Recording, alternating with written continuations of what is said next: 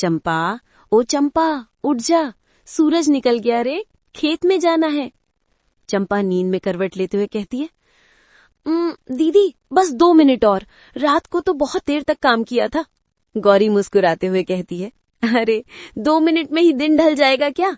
चल उठ, नहीं तो फिर बाबूलाल खेत से भगा देगा।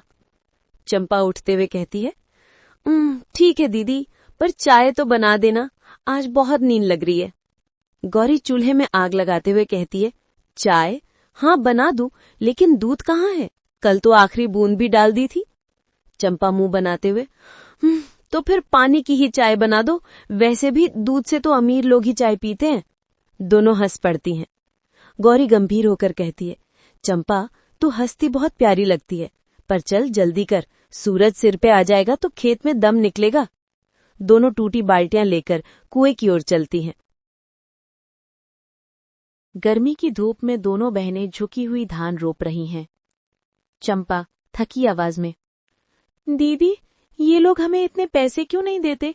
हम तो सुबह से शाम तक काम करते हैं। गौरी हाथों में मिट्टी मसलते हुए, क्योंकि हम गरीब हैं बहन, गरीब की मेहनत सस्ती होती है और अमीर की बात की कीमत ज्यादा। चंपा, तो हम कब अमीर बनेंगी दीदी? गौरी थोड़ा रुककर आसमान की ओर देखते हुए, जब तू पढ़ लिख जाएगी। मैं चाहती हूं तू गांव की पहली लड़की बने जो मास्टरनी बने। चंपा हैरानी से, पढ़ाई? लेकिन स्कूल तो दूर है और फीस भी लगती है। गौरी, मैं करूंगी मेहनत, खेत में 2 गुना काम कर लूंगी, पर तुझे पढ़ाऊंगी जरूर। चंपा की आंखों में आंसू आ जाते हैं।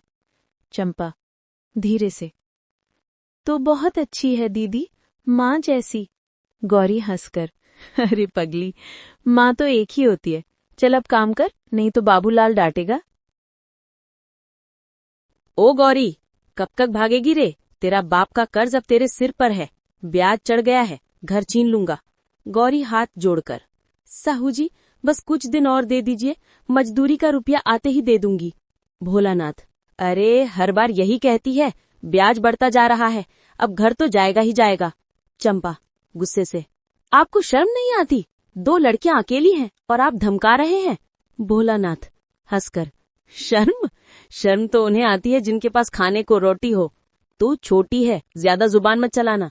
गौरी चंपा का हाथ पकड़ती है।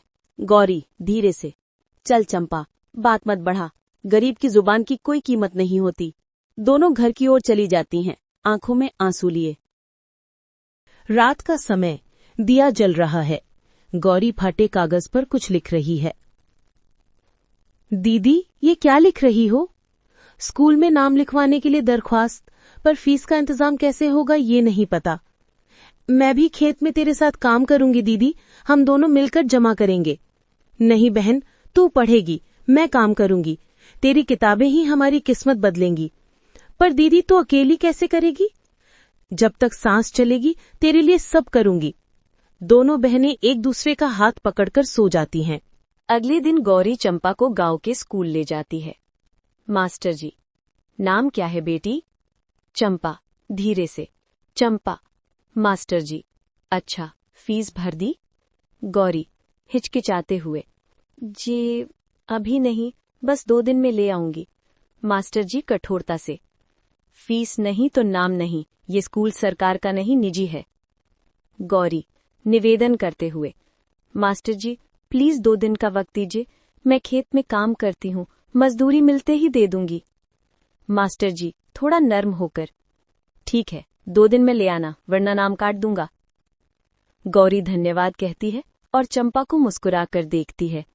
गौरी खेत में 2 गुना काम करती है, हाथों में छाले पड़ जाते हैं।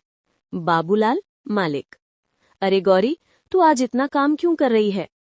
गौरी पसीना पोंछते हुए, बेटी की पढ़ाई के लिए रुपए जुटाने हैं मालिक।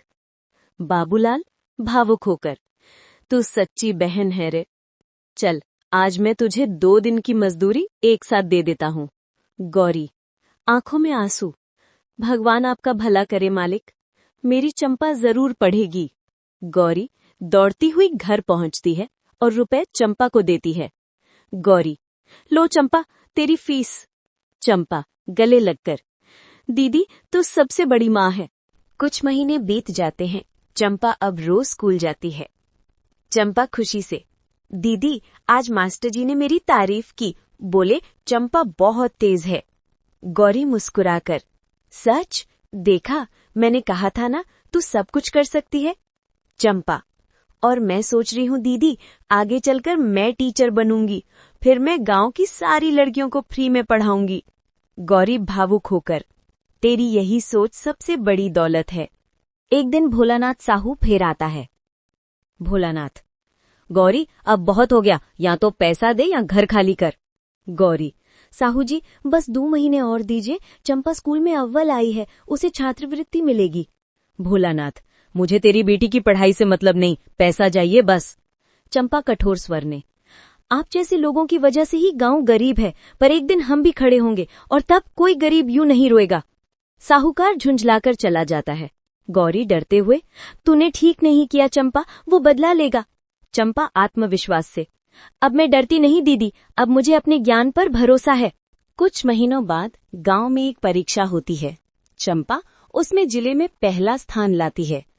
मास्टर जी मंच पर, गांव की इस बेटी ने कमाल कर दिया है, अब सरकार इसे छात्रवृत्ति दे रही है। चंपा, ये तेरे नाम का प्रमाण पत्र है। पूरा गांव तालियां बजाता है। गौरी की आंखें आंसुओं से भर जाती हैं। गौरी रोते हुए, देखा माँ बापू, हमारी चंपा अब गांव की शान है। चंपा अब गांव के स्कूल में टीचर बन चुकी है। गांव की लड़कियां अब स्कूल आने लगी हैं। गौरी अब घर चलाती है और खेती भी कर रही है, वही खेत जो कभी उनके बापू का था। एक दिन साहूकार का बेटा खुद उनसे काम मांगने आता है। भोलानाथ बूढ़े स्वर में, गौरी मुझे माफ कर दे बेटी, तू सच्ची थी, मेहनत का फल देर से सही पर मीठा मिला तुझे।